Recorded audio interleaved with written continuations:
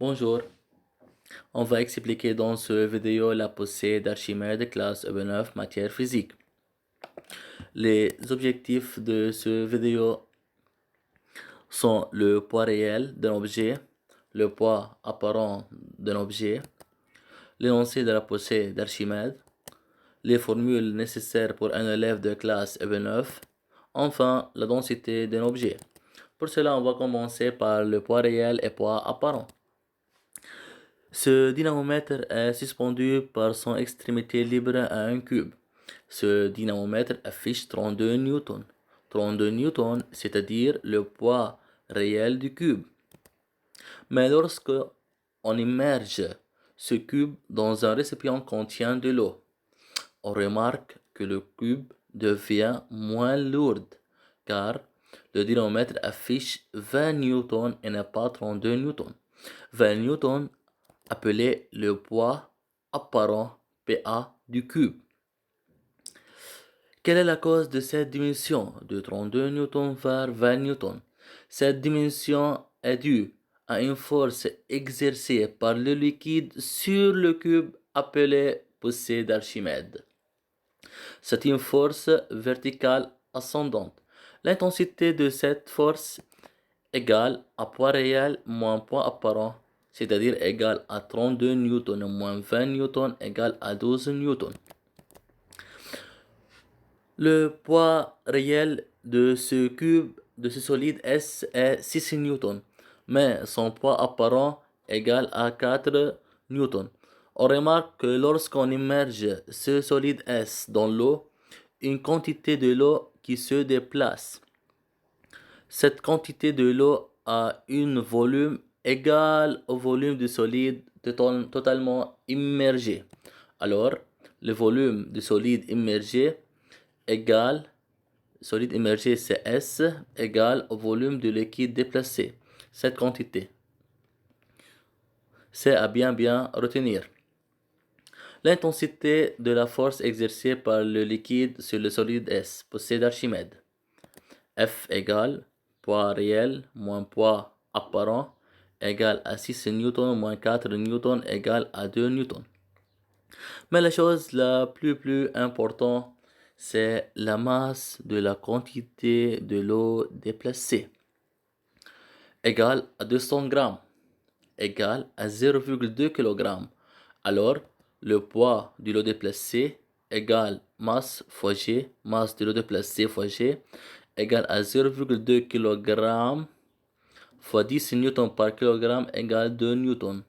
Voilà, on peut déduire que la poussée d'Archimède F égale le poids de l'eau déplacée. Et aussi, c'est à bien retenir. F, poussée d'Archimède, égale poids de l'eau déplacée. Principe, voilà, c'est le principe d'Archimède. Un liquide exerce une force verticalement ascendante sur un corps immergé dans lui. Cette force est égale au poids du liquide déplacé. Dans cette figure, on a représenté la force F exercée par le liquide sur un solide immergé dans ce liquide. C'est une force de contact. Les caractéristiques de la force F poussée d'Archimède sont: le point d'application, c'est le centre de gravité de l'objet, la direction verticale, le sens vers le haut, l'intensité, c'est F égale P, P c'est le poids du liquide déplacé.